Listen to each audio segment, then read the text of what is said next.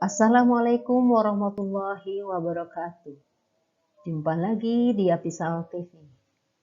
Kali ini kami akan membahas tentang bimbingan konseling dan azas-azas bimbingan konseling. Apa pengertian dari bimbingan konseling?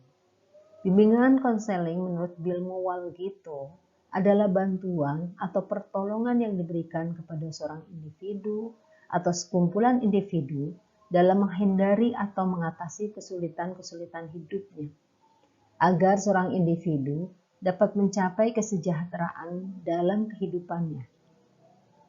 Banyak para ahli bimbingan konseling memberikan pengertian berbeda tentang bimbingan konseling. Namun intinya, bimbingan konseling adalah proses pemberian bantuan kepada seorang individu atau seorang siswa atau seorang konseling.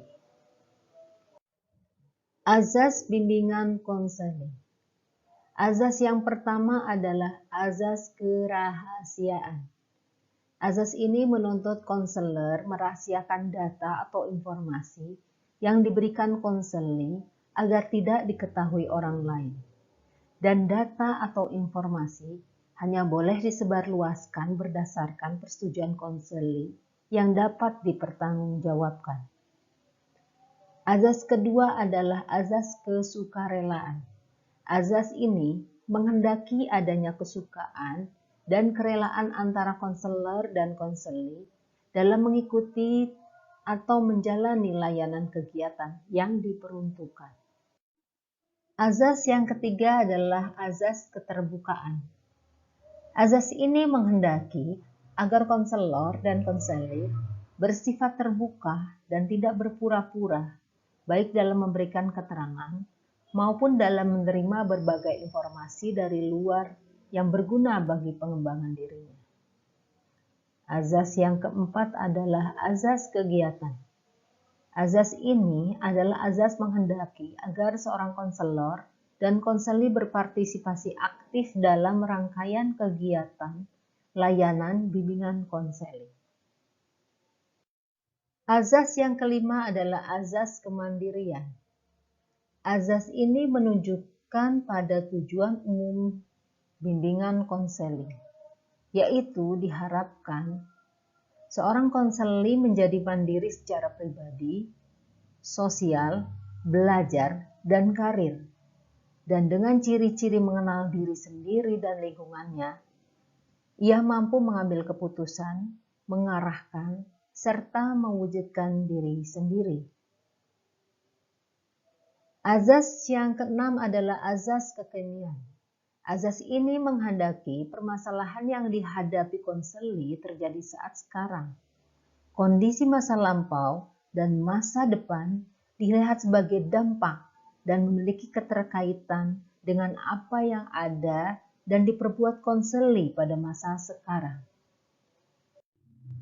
Ketujuh, azas kedinamisan.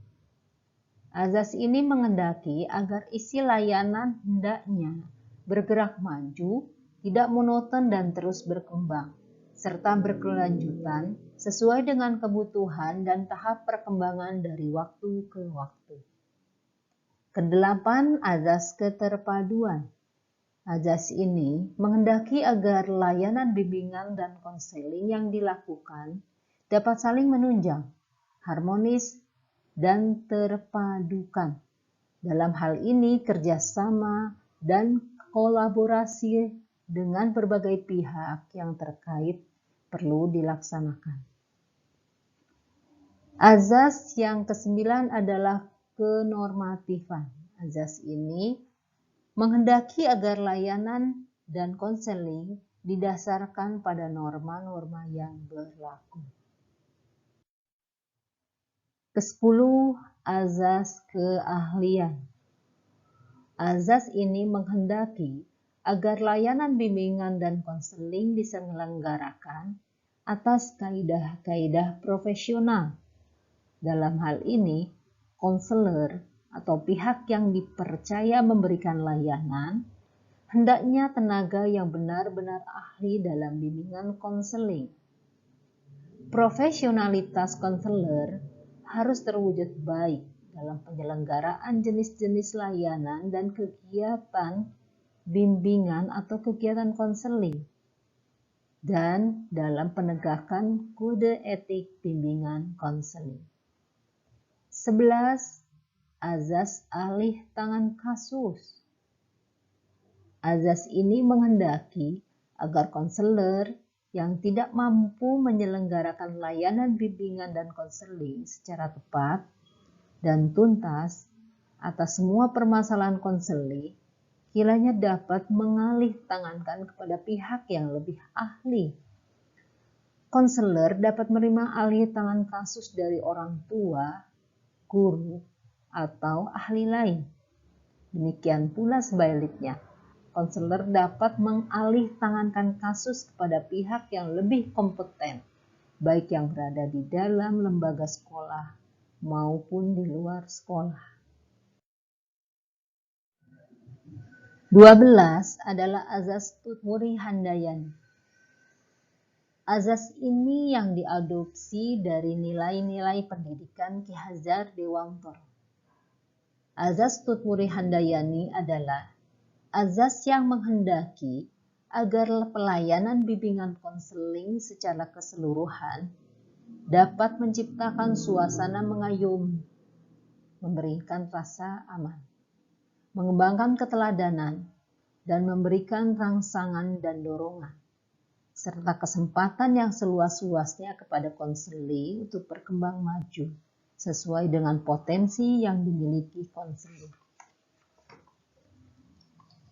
Demikian pengertian tentang bimbingan konseling beserta azas bimbingan konseling. Diharapkan materi ini memberikan wawasan agar para siswa tak ragu lagi untuk berkonsultasi kepada guru BK atau guru lain terkait permasalahan yang dihadapinya, sehingga proses perkembangan siswa dapat berkembang secara optimal dan bergerak maju sesuai dengan harapan masa depannya. Wassalamualaikum warahmatullahi wabarakatuh.